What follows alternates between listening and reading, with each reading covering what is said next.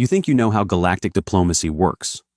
Polite smiles, translated pleasantries, maybe a minor misunderstanding over a cultural faux pas. You don't expect the sudden, choking smell of burning polyester and cooked meat. Your meat. When the plasma bolt hit Dean mid-speech, the galaxy expected the terrifying Earth Deathworlder to drop dead. Their weapons were designed to instantly shatter fragile nervous systems. They forgot humans evolved to survive their own miserable planet, so Dean didn't die. He got pissed, and he kept talking. The podium was made of something that looked like glass, but felt like soap. Dean Miller gripped the edges of it, his knuckles white, trying to keep his posture straight. Under the harsh, multi-spectrum lighting of the Grand Assembly Rotunda, he was sweating profusely. A single irritating bead of moisture was currently tracing its way down his spine, caught beneath the starch of a shirt he had paid too much for in Geneva 3 weeks ago. He hated this room. He hated the acoustics, which somehow managed to amplify the wet, clicking breaths of the delegates from the outer rings while dampening his own voice. He hated the air scrubbers, which pumped out a sterile, metallic ozone scent that did nothing to mask the underlying odor of the assembly. A smell resembling sour milk, wet pennies, and hot electronics. Most of all, he hated the speech he was currently reading. And it is with this understanding of mutual, cross-system agricultural dependency, Dean droned, his voice bouncing back at him from the massive curved walls, that Earth proposes the standardization of shipping tariffs for Class 4 grains. He paused, waiting for the translation matrix to catch up. A low, synthetic hum vibrated through the floorboards as 300 different earpieces fed his words into 300 different alien ear canals, auditory pits, and sensory membranes. Dean shifted his weight. His feet throbbed inside his leather dress shoes. In the front row, Delegate Conrad was cleaning his ocular ridges. They called him Conrad because his actual name sounded like someone violently crushing a bag of light bulbs. He was a tall, spindly creature from a high methane world, draped in a shimmering, oil-slick robe. Conrad looked bored. Dean couldn't blame him. Dean was boring himself. The current tariff structure, Dean continued, leaning closer to the thin, stem-like microphone, disproportionately affects heavy gravity worlds where the sheer caloric density of... The sound wasn't a bang. It wasn't cinematic. It was a sharp, pressurized crack hiss, like an industrial air hose snapping loose, followed immediately by a wet, heavy thud. Dean didn't process the impact right away. 1 second, he was reading a line about orbital logistics. The next, the ceiling of the rotunda was spinning wildly out of focus, a blur of harsh white lights and gray acoustic paneling. He hit the floor. Hard. The polished stone slammed into the side of his face, jarring his jaw and rattling his teeth. A harsh, high-pitched ringing erupted in his left ear, drowning out the sudden, chaotic explosion of noise in the room. For a fraction of a second, Dean thought the podium had collapsed. Or maybe he had suffered an aneurysm. He blinked, his cheek pressed flat against the cold stone floor. He tried to take a breath, and his body violently refused. A wave of heat, intense and absolute, bloomed in his right side. It didn't feel like a localized injury. It felt like someone had cracked open his ribcage, shoveled in a load of burning charcoal, and sealed it back up. His lungs seized, his vision tunneled, the edges creeping with dark, staticky fuzz. I'm having a heart attack, he thought, the observation oddly detached from the panic welling in his throat. Then the smell hit him. It was sharp, acrid, and undeniably organic. It smelled like a butcher shop that had caught fire. mixed with the chemical stench of melted synthetic fabric. It was the smell of his own flesh and his tailored suit rapidly carbonizing. He forced his eyes to focus. About 6 inches from his nose, his translation earpiece lay shattered on the floor, knocked loose during the fall. Beyond that, the shiny polished shoes of the security detail were completely still. The ringing in his ears began to shift, dropping an octave into a low, rhythmic thumping. His heart, it was beating, fast, frantically, but it was beating. He wasn't dead. Dean groaned, a wet, ugly sound that tore up his throat. He tried to move his right arm, and the charcoal inside his chest suddenly flared into white-hot, agonizing spikes of pain. His breath hitched, coming out in a short, pathetic wheeze.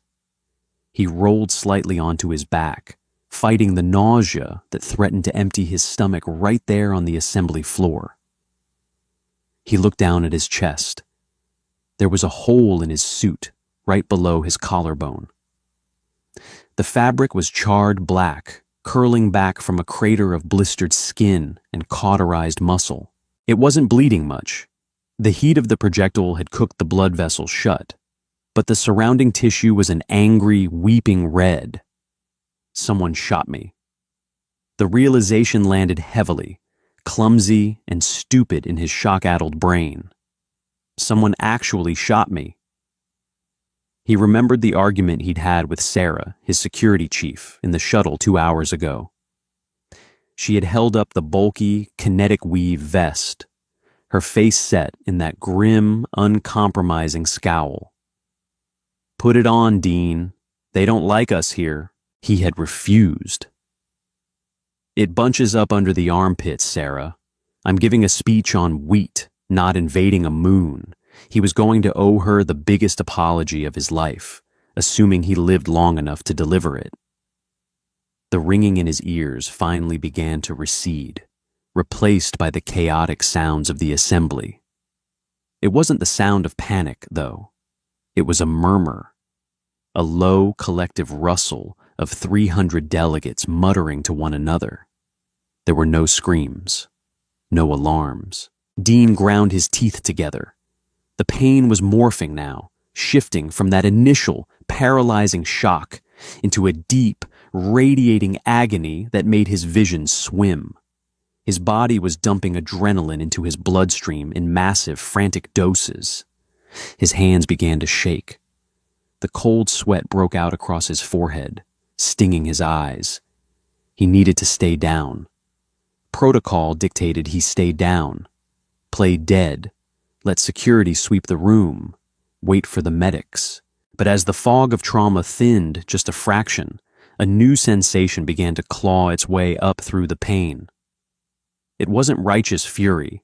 It wasn't the noble indignation of a diplomat wronged. It was annoyance, a deep, bitter, spiteful annoyance. He had spent 4 months drafting that speech. 4 months of arguing with actuaries and agricultural economists. He had worn an itchy suit, flown across 3 jump gates, and put up with the smell of wet pennies for 4 hours of preliminary hearings. And now he had a hole in his chest, and his best shirt was ruined. Dean squeezed his eyes shut, his chest heaving with shallow, ragged breaths. He tasted copper. He swallowed hard, trying to clear his airway. "Just stay down, Miller," he told himself. "Don't be a hero. You're a bureaucrat. Act like one." Then he opened his eyes and looked toward the front row. Delegate Conrad was standing. The alien wasn't cowering behind his desk. He was standing perfectly straight, his spindly, multi-jointed arms relaxed. In his right hand, he casually held a slender silver cylinder. A wisp of pale blue smoke was curling lazily from the emitter at the tip. Conrad wasn't looking at the exits. He wasn't looking at security. He was looking directly down at Dean's prone body. The alien's facial features were difficult to read, but the tilt of his head, the stillness of his posture, it screamed of satisfaction. It was the look of a pest controller who had just stomped on a particularly ugly bug. Conrad had pulled the trigger, right in front of everyone, and he was just standing there, waiting for the applause. The alien weapons, Dean recalled from a hazy briefing, were designed to overload the nervous system. A single shot from a plasma caster didn't just burn, it sent a catastrophic feedback loop through the victim's neural pathways, shutting down the brain instantly. It was considered a humane, civilized way to kill in the coalition. But human nervous systems weren't frail, crystalline structures. They were thick, insulated, redundant cables of meat and electricity, built by a planet that routinely tried to freeze, burn, and crush them. The shot hadn't overloaded Dean's brain. It had just hurt him, a lot. Dean stared at the silver tube in Conrad's hand. He stared at the alien's smug, unblinking eyes. The annoyance in Dean's gut crystallized into something dense, cold, and immensely heavy. Screw protocol, Dean thought, and screw this guy. He planted his left hand flat against the polished floor.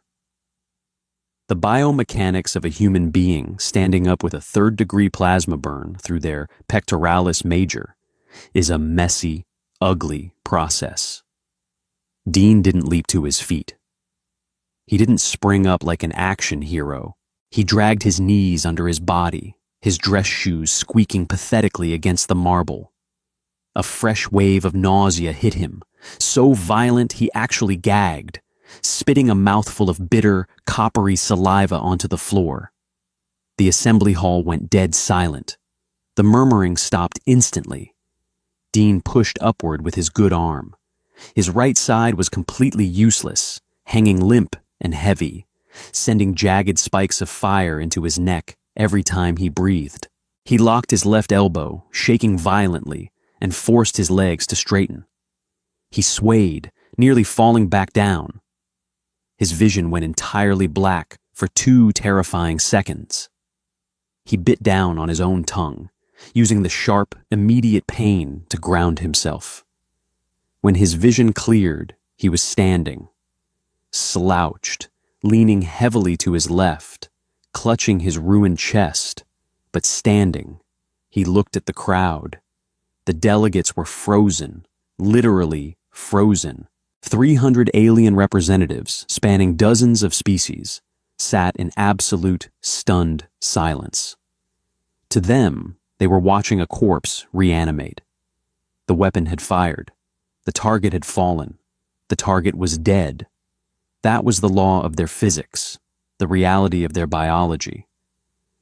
Yet here was the Earthling, leaking a dark, thick fluid onto his white shirt, coughing wetly, and looking around with eyes completely bloodshot from burst capillaries. Dean locked eyes with Delegate Conrad again. The smug satisfaction was gone from the alien's posture. Conrad took a step back, his joints popping audibly in the quiet room. He raised the silver cylinder again, his hand trembling slightly.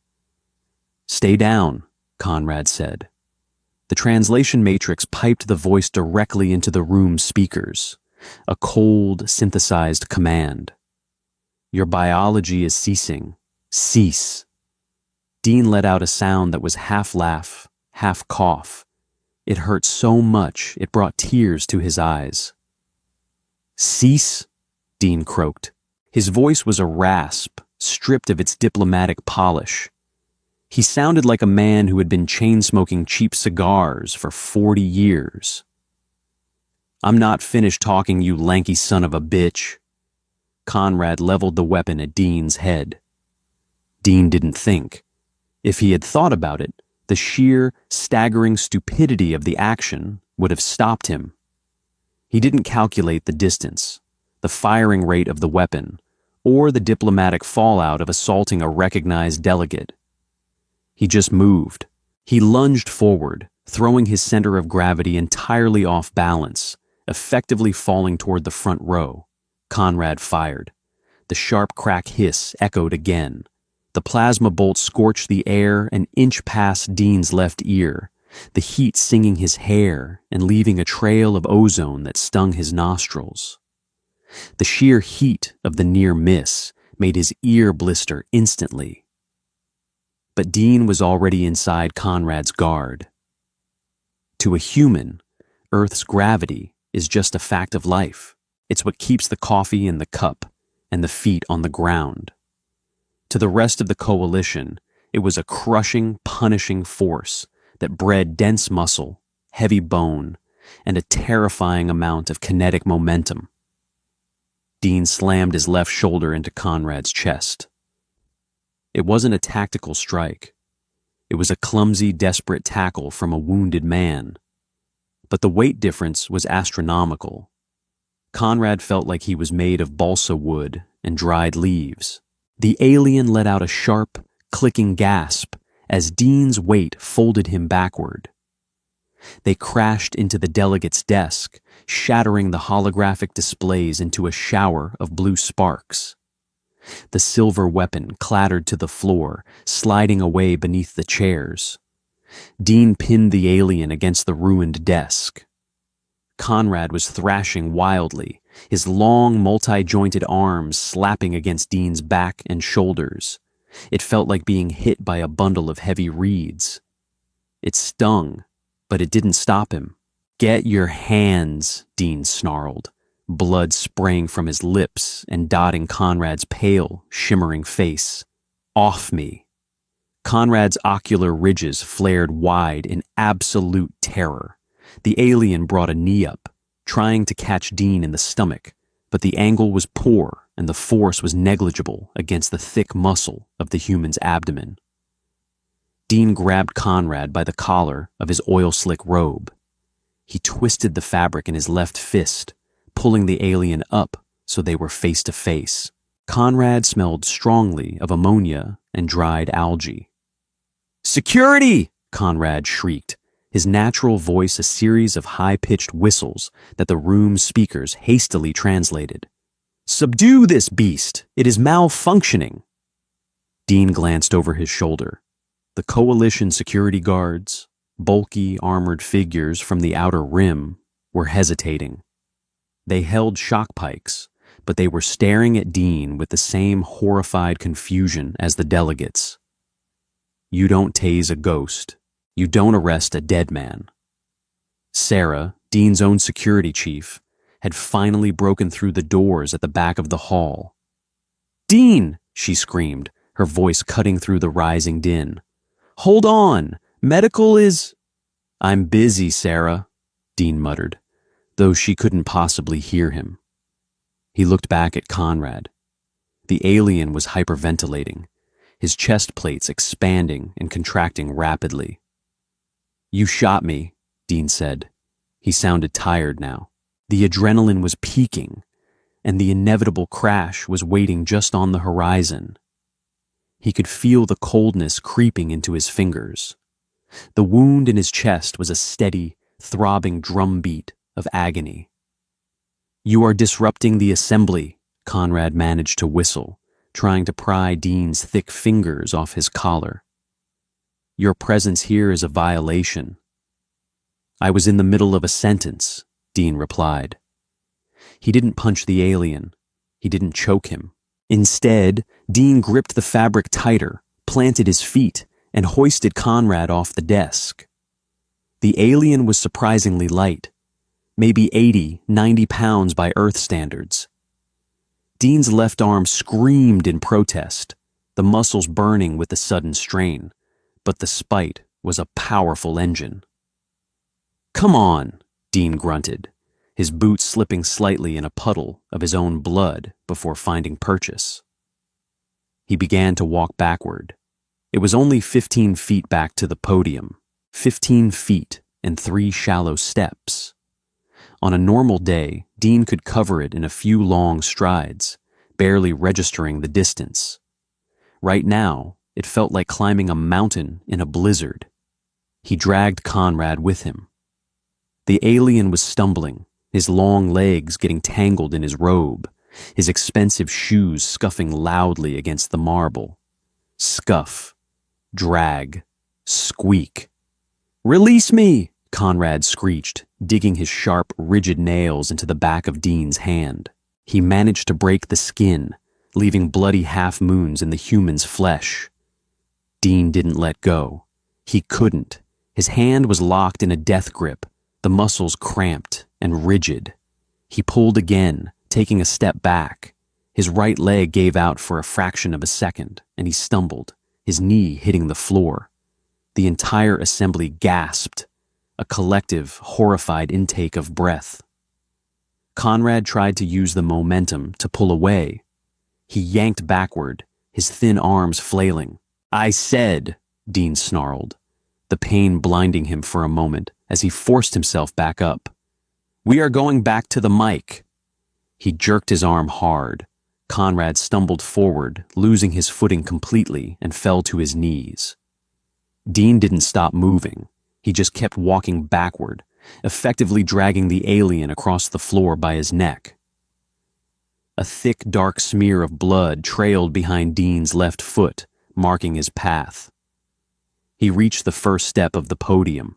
His breathing was so loud, it sounded like a broken bellows in his own ears. Every inhalation was a victory.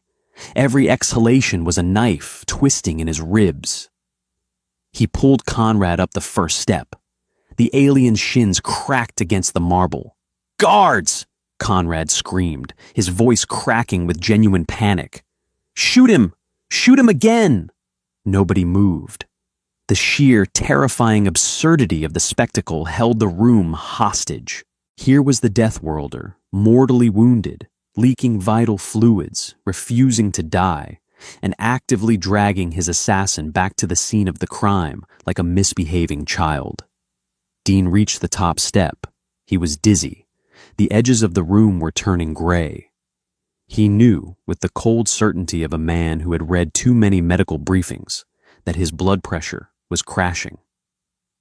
If he didn't sit down soon, he was going to pass out, and he might not wake up. But the podium was right there. He hauled Conrad up the final step and threw him. He didn't have the strength to aim. He just released his grip and shoved. Conrad tumbled backward, crashing into the heavy wooden base of the podium. He scrambled backward, pulling his knees to his chest, pressing himself into the corner where the podium met the back wall. The alien was shaking uncontrollably, his ocular ridges clamped shut, expecting the human to tear him apart. Dean didn't even look at him. He leaned forward, slamming his left hand onto the soap-slick surface of the podium. He leaned all his weight onto that arm, letting his head drop. He stayed there for a long moment, staring down at his own blood dripping from his chin and splashing onto the polished surface. Drip, drip. The silence in the room was absolute. No translation hums, no rustling clothes. Just the sound of Dean's ragged, wet breathing. He slowly lifted his head. He looked out over the assembly. 300 pairs of eyes stared back at him. None of them were bored now. Dean reached out with a trembling hand and tapped the stem of the microphone. It let out a sharp, feedback squeal. He cleared his throat. It sounded like gravel in a blender. He tasted blood again and swallowed it down. "As I was saying," Dean wheezed. The translation matrix kicked in, filling the room with the synthetic, flattened version of his words. Dean leaned closer to the mic. He had to close his left eye to keep the room from spinning. "The current tariff structure," Dean continued, his voice barely above a whisper, yet echoing through the dead, silent hall, disproportionately affects heavy gravity worlds where the sheer caloric density of Class 4 grains is necessary for baseline survival. He paused, taking a shallow, agonizing breath. He glanced down at Conrad, who was still huddled at his feet, staring up at him with unblinking, horrified eyes. "Earth," Dean said, looking back up at the crowd, a bloody, terrible smile cracking his lips, "understands the importance of durability. We understand that not everyone is built the same. We are willing to subsidize the transport costs by 12%. He swayed heavily to the right. He caught himself, his grip on the podium tightening until the plastic cracked audibly. 12%, he repeated, because we are reasonable people. He looked directly at the Trelk delegation in the third row, then down at Conrad again.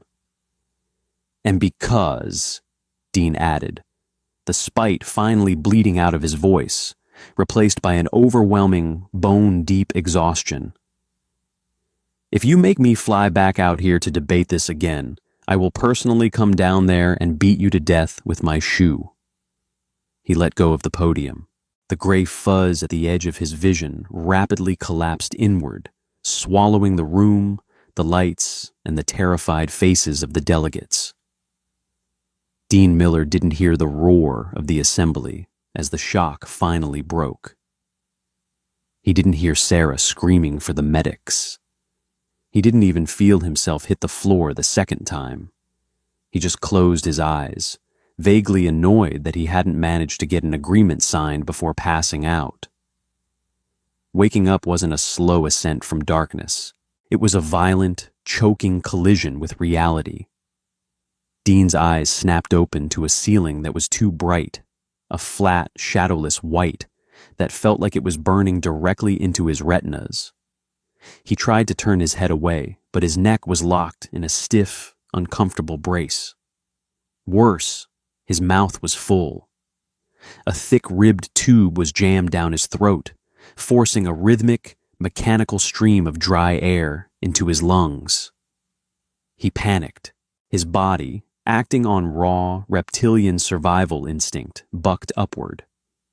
Or, at least, it tried to. His right side responded with a sickening wave of nausea and a heavy, dead sensation, like it was packed full of wet concrete. His left arm jerked up, fingers clawing blindly at the tube in his mouth. "Hey, hey, hold him! He's tearing the IVs!" It was a human voice. Sarah, strong hands, human hands, warm and heavy, clamped down on his left wrist. Another set of hands, these cold and possessing entirely too many knuckles, pressed against his uninjured shoulder. Dean thrashed weakly, his eyes rolling. He gagged around the tube, a wet, ugly sound echoing in the sterile room. Tears streamed down the sides of his face, pooling in his ears. He wasn't being brave. He felt like a terrified animal caught in a trap. "Pull the vent, Dr. Vin. He's breathing over the machine. Pull it now, or he's going to aspirate." Sarah's voice was clipped, edged with a frantic authority Dean rarely heard. A sharp clicking sound echoed near his head, followed by a hissing release of pressure. The cold, knobby hands gripped the plastic tube extending from Dean's mouth. "Cough!" a synthesized voice commanded. Dean didn't need to be told. As the tube dragged against the raw lining of his trachea, his body convulsed. He violently expelled the plastic, rolling onto his left side and hacking up a string of thick, bloody mucus onto the pristine floor. He lay there, panting, staring at the small puddle of his own fluids. His chest felt tight, bound in layers of something rigid and humming with a faint electrical current. The sharp, searing agony of the plasma burn was gone, replaced by a deep, throbbing ache that radiated into his jaw and down his arm. "Don't try to sit up," Sarah said. She stepped into his field of vision. Her dark hair was escaping its usually immaculate bun, and the collar of her blazer was stained with a smear of dried brown blood. His blood. Dean swallowed, his throat feeling like it was lined with shattered glass. "Water," he croaked, It came out as a pathetic squeak. Sarah grabbed a small metallic cup from a tray, holding a thin straw to his lips. He sucked the liquid down greedily. It wasn't water. It tasted like watered-down chalk and stale mint, but it was wet, and right now, that was all that mattered. He fell back against the pillow. It wasn't fabric. It was a dense, gelatinous membrane that contoured perfectly to his skull. It felt incredibly unnatural. "You're in the Central Coalition Trauma Ward," Sarah told him, anticipating the question. She dragged a stool over and sat down heavily. "You've been out for 14 hours. They had to put you in an induced coma to stabilize your heart rate. Your blood pressure tanked on the assembly floor." Dean blinked, trying to process the information. 14 hours. He looked past Sarah. Standing near a wall monitor was Dr. Vin. The alien looked vaguely like a mantis wearing a lab coat, its multifaceted eyes staring at Dean with undisguised apprehension. Dean started, pausing to clear the rasp from his voice. "Did we get the tariff passed?" Sarah stared at him. She stared at him for a long, uncomfortable time. The tight lines around her mouth twitched. For a second, Dean thought she was going to hit him. Instead, she let out a short, humorless laugh that sounded more like a bark. "You got shot, Dean," she said, her voice dropping to a low, dangerous whisper. "A high-yield plasma caster burned a 2-inch crater through your pectoral muscle, missed your subclavian artery by a millimeter, and carbonized a chunk of your second rib. And you want to know about the grain tariffs? I put 4 months of work into that proposal, Sarah. I'm not letting getting murdered be a distraction." "You weren't murdered. You're sitting here complaining." "Attempted murdered, then." Dean shifted, wincing as the humming bandages tightened around his chest. He looked down. He was completely naked under a thin, crinkly thermal blanket. The indignity of it flushed his cheeks. "Where's my suit?" "We cut it off you in the rotunda so you wouldn't bleed to death on live galactic broadcast," Sarah said flatly. "It's in an incinerator." Dean closed his eyes and let out a long, slow sigh. That was Italian wool. "I will buy you a new suit, Dean. I will buy you a whole closet full of them, provided you never, ever pull a stunt like that again." Sarah leaned closer, her scent, a mix of stale coffee, nervous sweat, and standard-issue human deodorant, cutting through the sterile ozone of the medical bay. "What were you thinking? Why didn't you stay down?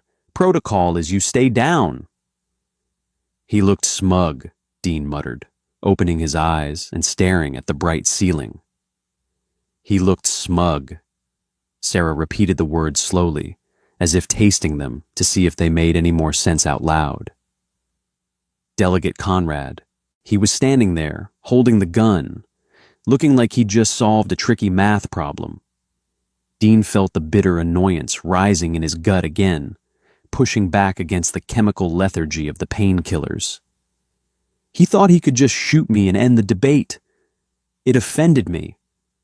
"It offended you," Sarah whispered. She rubbed her face with both hands. "Dean, you dragged an armed assassin 15 feet across a marble floor by his neck."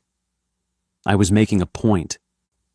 "The point," Sarah said, standing up and pointing a finger at his nose, "is that the entire coalition now thinks humans are unstoppable, flesh-eating zombies. The video has been playing on loop across 4 sectors. They are calling it the Revenant Incident." Dean frowned, his brow furrowing.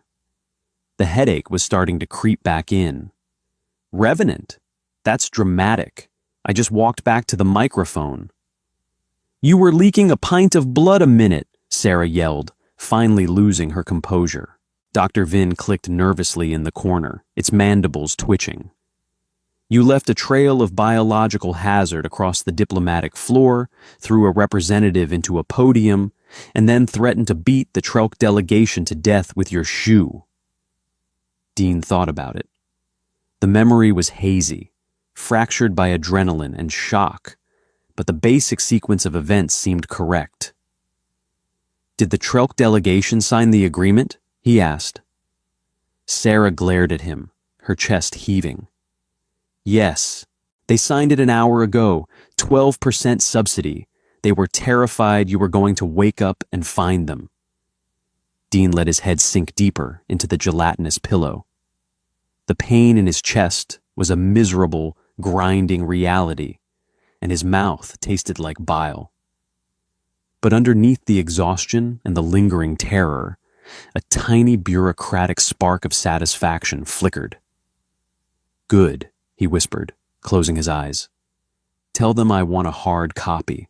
So, the Coalition recovery ward smelled exactly like the trauma bay, crushed mint and industrial bleach, but the lighting was dimmer, dialed down to a soft, amber hue meant to mimic the twilight of a dozen different homeworlds. It had been 3 days, 3 days of alien medical paste that tasted like cold oatmeal, and 3 days of Dr. Vin nervously poking at Dean's chest with sterile, vibrating instruments. The human body's ability to heal fascinated and horrified the Coalition medical staff. To them, tissue regeneration was a delicate, slow process requiring complex protein baths and genetic weaving. Dean's body, however, was aggressively plugging the hole with thick, ugly scar tissue, pumping white blood cells to the burn site with the subtle grace of a riot squad clearing a street. He was sitting up now, propped against a pile of the strange gel pillows. He wore a set of standard-issue patient scrubs that were too short in the legs and too tight across the shoulders. He felt itchy, weak, and profoundly bored.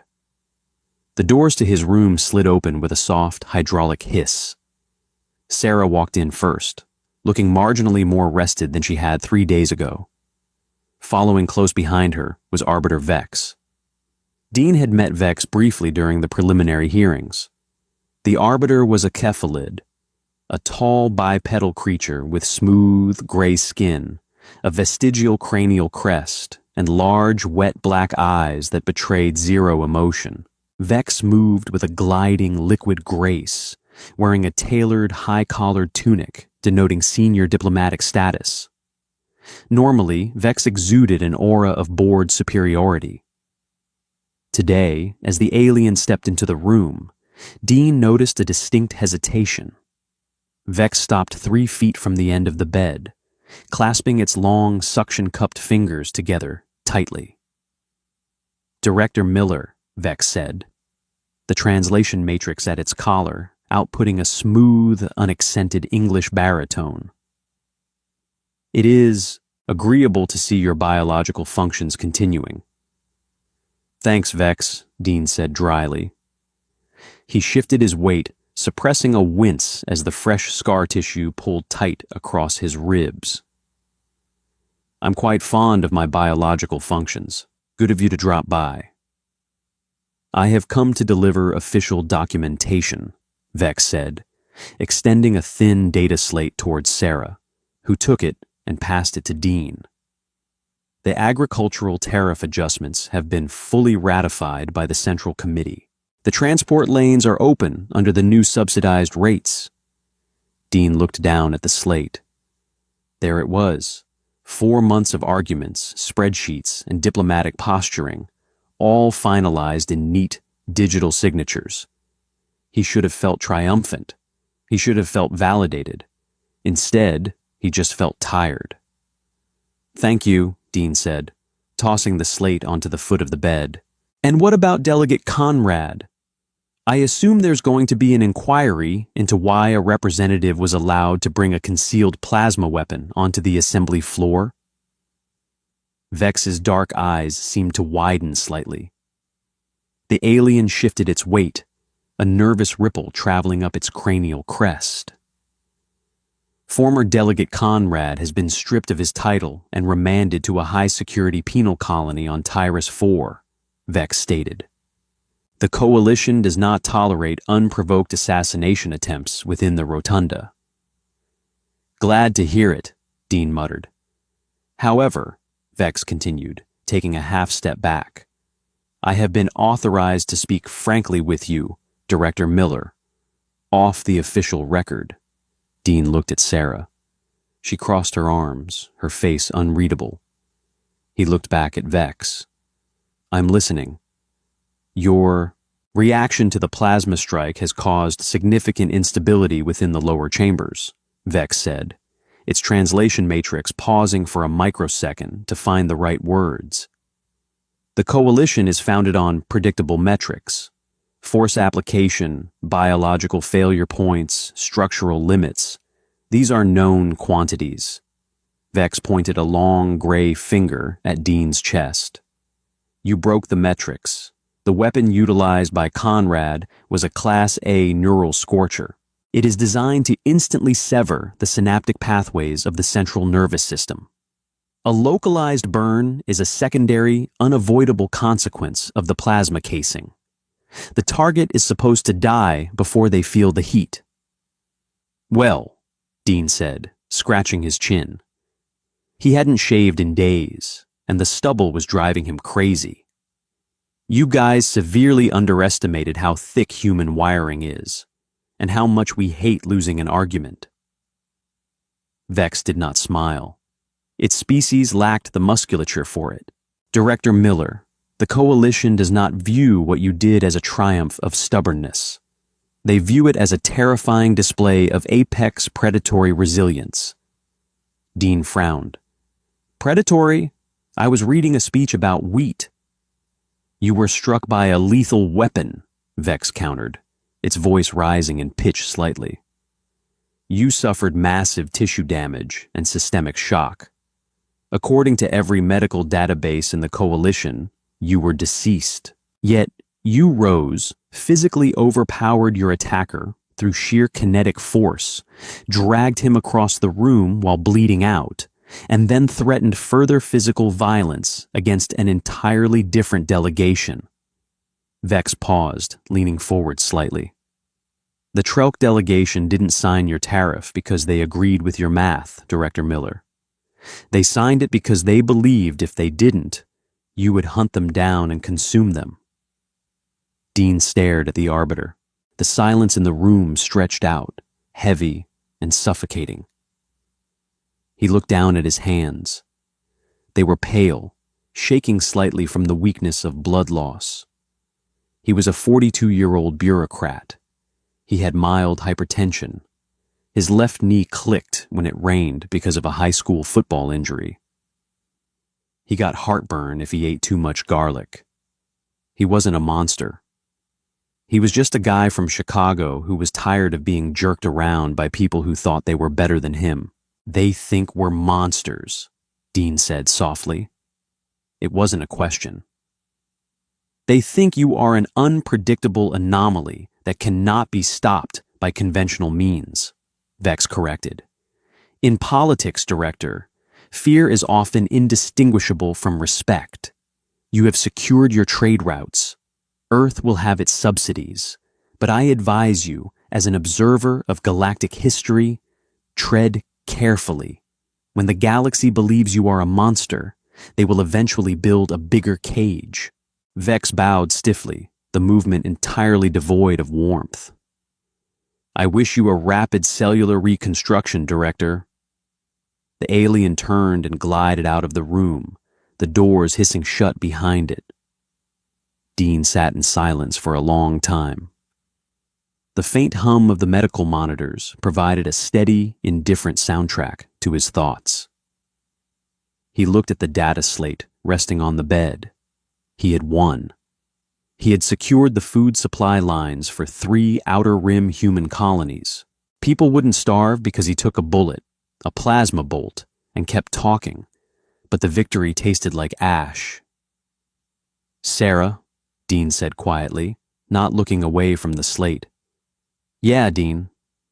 When we get back to Earth, he picked at a loose thread on the blanket. Remind me to sign up for those self-defense classes you're always pushing. If they think we're the monsters, we might as well know how to throw a proper punch. Sarah actually smiled. It was a small, tired thing, but it was real.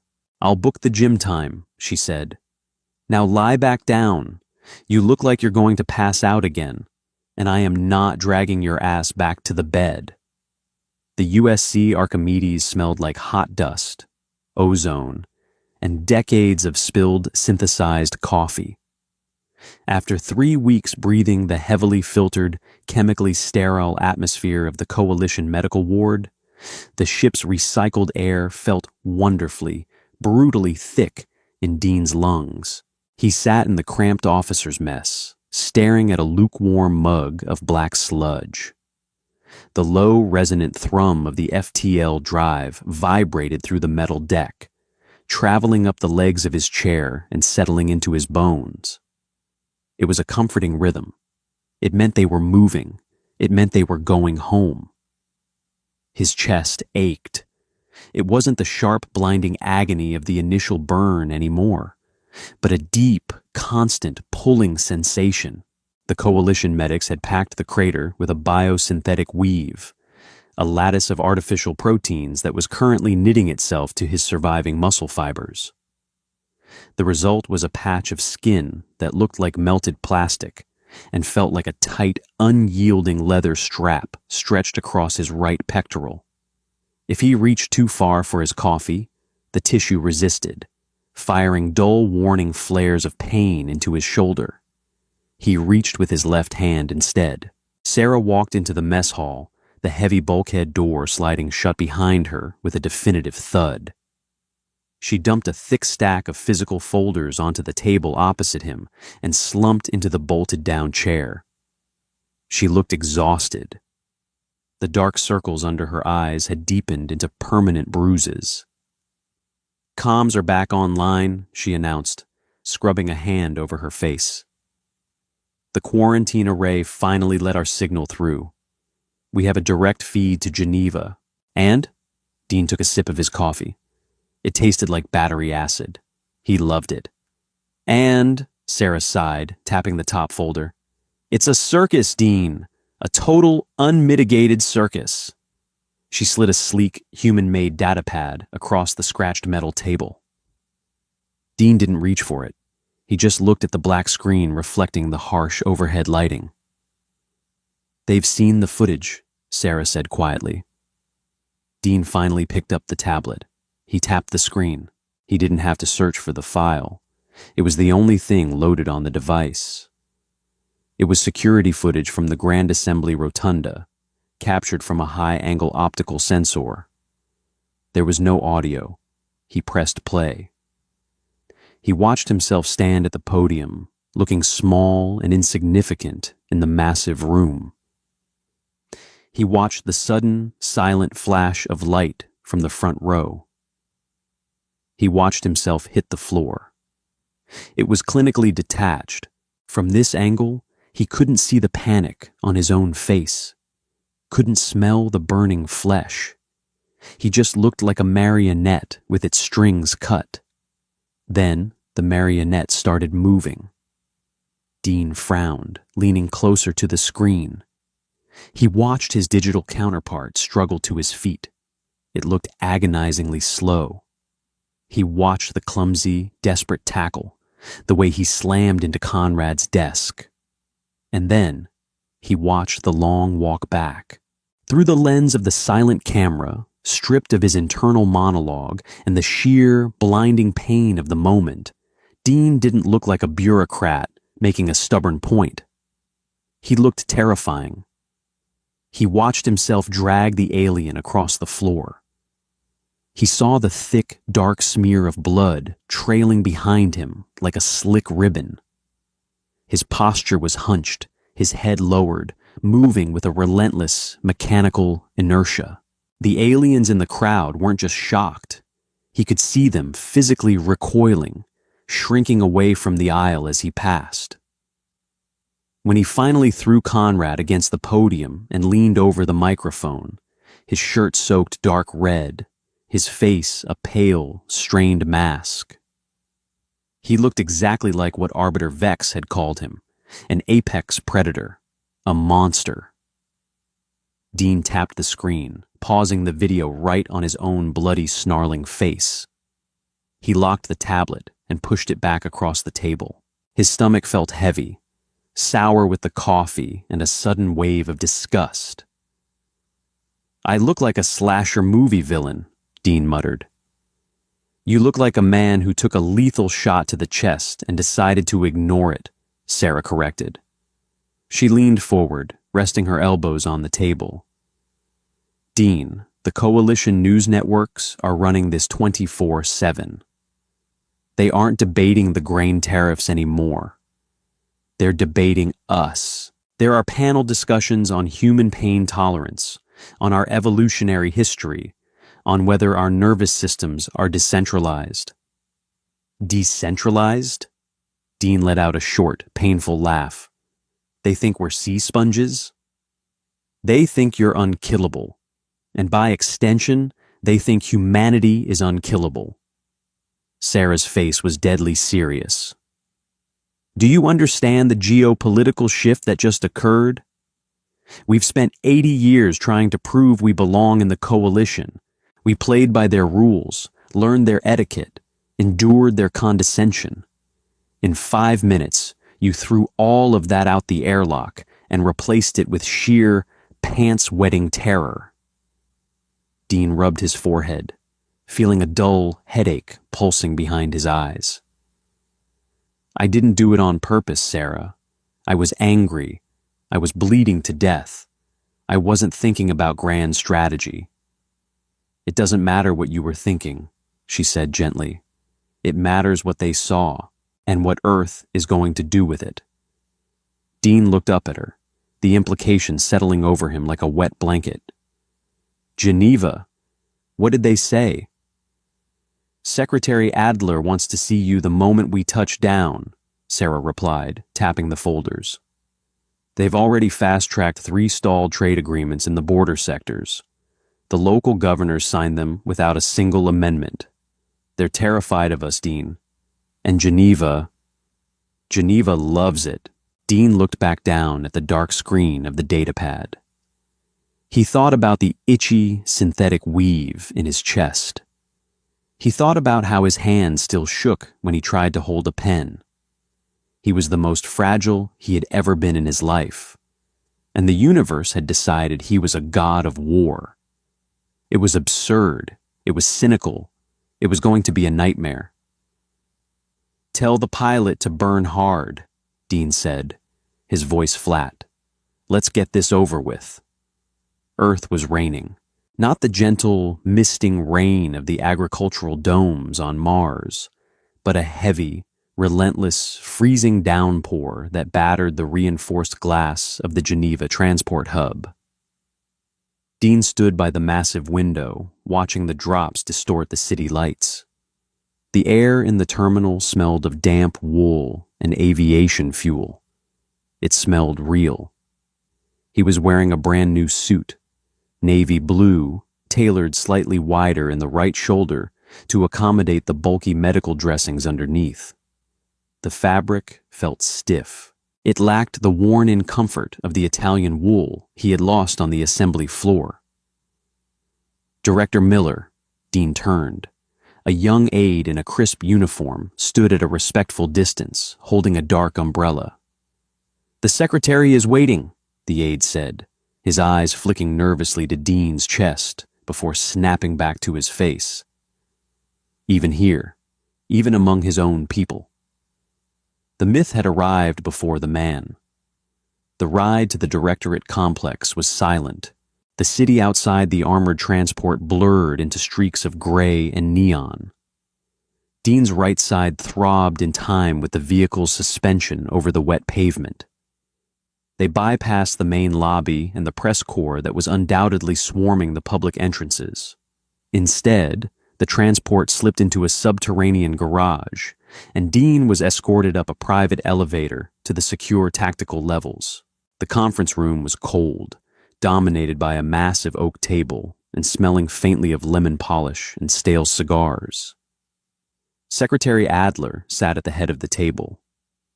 He was a small, sharp-featured man whose expensive cologne, a cloying mix of sandalwood and synthetic musk, preceded him by a good 5 feet. Beside him sat General Hayes, a broad-shouldered woman with iron-gray hair and eyes that evaluated everything in terms of ballistics and structural integrity. "Dean," Adler said, standing and offering a brief, practiced smile. He didn't offer his hand. "Have a seat. Good to have you back on gravity." Dean took a chair near the middle of the table, lowering himself carefully. "Mr. Secretary, General." "We'll skip the pleasantries," Hayes said, leaning forward. She slid a thick, bound dossier across the polished wood. "You've read the casualty reports. You know how lucky you are." "I'm aware," Dean said softly. "You're aware you survived," Adler interjected, steepling his fingers. "What you might not be aware of is the diplomatic capital you've generated. You handed us a blank check, Dean." Adler tapped a button on the table console. The holographic projector hummed to life, displaying a map of the coalition sectors. 3 large swaths of territory along the human border, previously marked in contested yellow, were now glowing a solid, secure blue. "The Tyrus Accords, the Velt mining disputes, the orbital tether rights on Corvus," Adler listed, his voice practically purring. "Gridlocked for a decade. All ratified in the last 72 hours. The coalition is rushing to appease us." "Because they think we're psychotic," Dean said, leaning back in his chair. The movement pulled at his scar tissue, and he hid a grimace.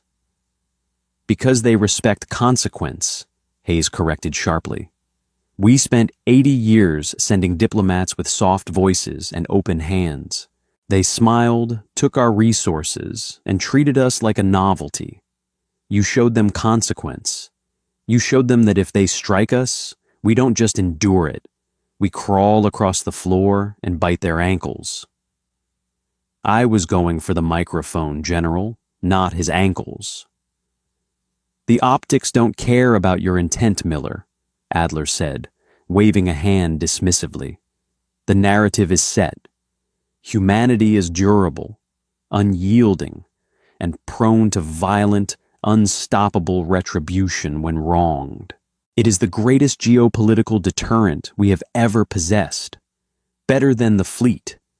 Better than the planetary defense grid." Dean looked between the two of them.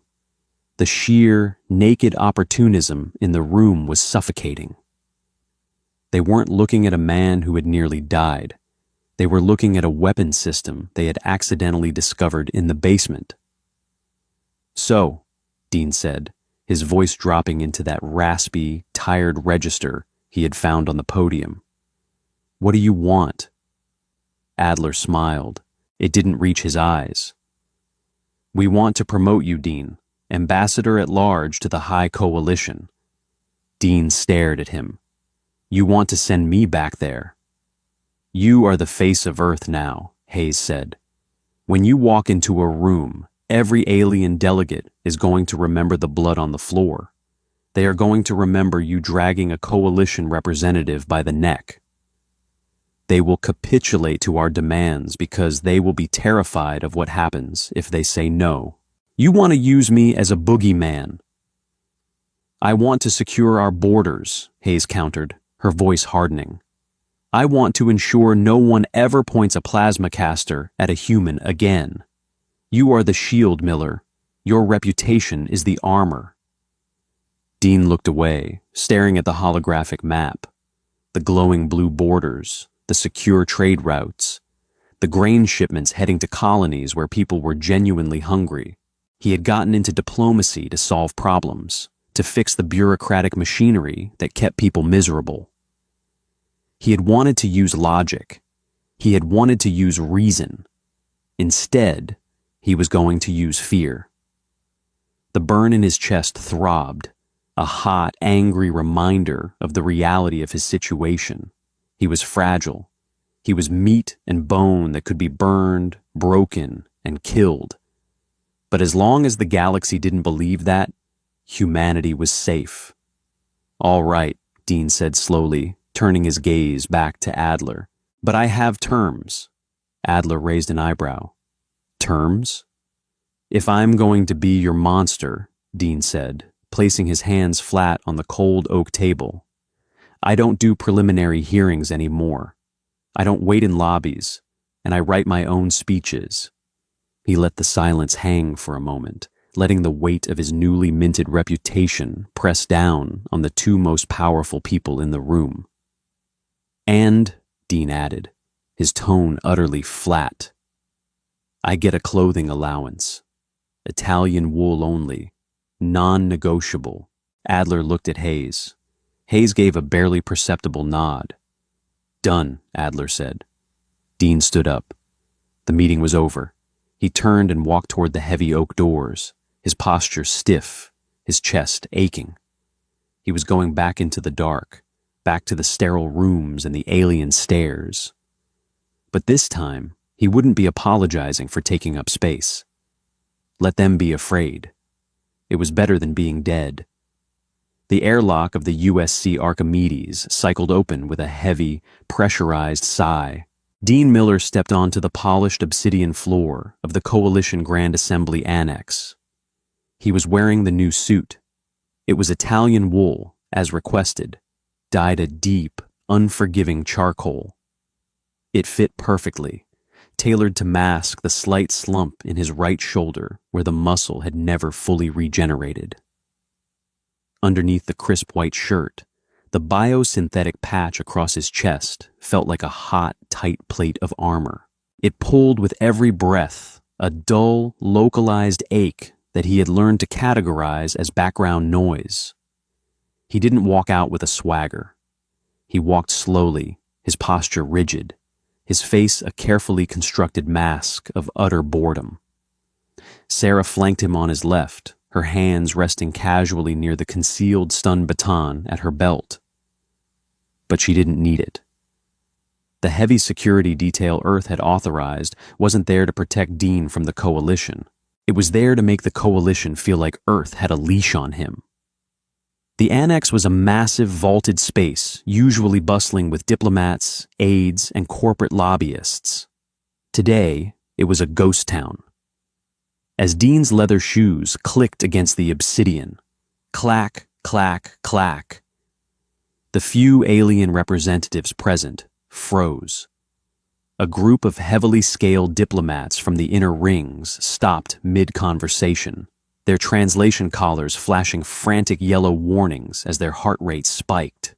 A spindly avian delegate practically flattened itself against a structural pillar, its feathers puffed out in an involuntary threat response. Dean didn't look at them. He kept his eyes locked straight ahead. He could smell the fear. It wasn't a metaphor. The air filtration system was struggling to scrub the sudden influx of stress pheromones, the sour ammonia of the trelk, the burnt sugar scent of the cephalids, the sharp coppery tang of the insectoid species.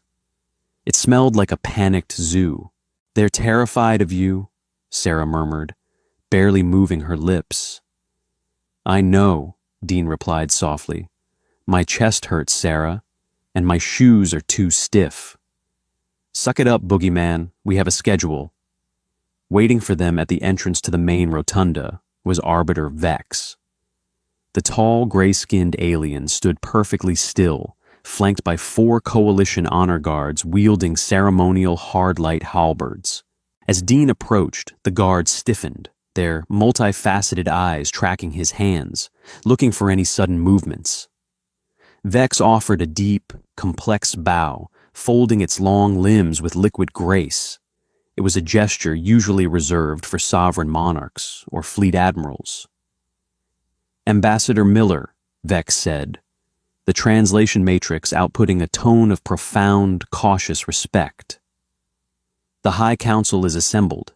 They await your opening remarks regarding the helium-3 mining allocations." Dean stopped a few feet from the Arbiter. He didn't bow back. He simply nodded, adjusting the cuffs of his suit. He let the silence stretch, forcing Vex to wait in that uncomfortable, suspended tension. Dean was learning how to use the quiet. "Arbiter," Dean finally said, his voice a low, gravelly rasp. He still hadn't fully recovered his vocal range. The intubation tube had left permanent scarring on his vocal cords. The result was a voice that sounded like a rock grinding against a steel plate. "Are there any concealed plasma weapons in the room today? Or should I just wear my own next time?" The 4 honor guards visibly flinched. Vex's dark, wet eyes dilated. "The security protocols have been completely overhauled, Ambassador," Vex assured him quickly, a slight tremor in its synthesized voice. "Molecular scanners at every entrance. Kinetic dampening fields active across the gallery. You are entirely safe." "Good," Dean said. He took a step forward, closing the distance between them. Vex actually leaned back, a microscopic retreat of its upper torso. "Because I left my patients on Earth, and I really don't want to get blood on this suit." He walked past the Arbiter, the heavy mahogany doors of the rotunda parting automatically at his approach. The rotunda was exactly as he remembered it, yet entirely different. The harsh, multi-spectrum lighting still glared down from the vaulted ceiling. The acoustics still amplified the wet, nervous clicks of the alien delegates. But the energy in the room was completely inverted. 4 months ago, Dean had been a minor annoyance, a bureaucratic mosquito buzzing around the ears of galactic giants.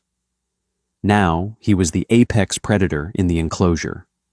300 delegates sat in absolute, petrified silence as Dean walked down the central aisle. The air in the room was so thick with tension, he felt like he had to push his way through it. He felt the weight of their stares, analyzing his gait, searching for the terrifying, unstoppable momentum that had dragged a man across this very floor. He reached the front row. Conrad's old desk had been replaced. The new delegate, a much smaller, trembling creature of the same species, refused to make eye contact, staring intensely at a blank holographic display. Dean reached the 3 shallow steps leading up to the podium. He paused. Right there, at the base of the first step, the white marble was marred. They had tried to clean it. They had undoubtedly used industrial solvents, ultrasonic scrubbers, and molecular bleaches. But the stone was porous, and Dean had bled a lot. A faint, rust-colored shadow remained, a dark smear baked into the pristine floorboards. Dean stared at it. The phantom heat flared in his chest, a ghost of the plasma bolt burning through his flesh. For a fleeting second, the nausea returned, thick and bitter in his throat. He remembered the blinding pain. He remembered the desperate, pathetic feeling of his own blood pooling beneath his cheek. He took a slow, measured breath, forcing the memory back into its box.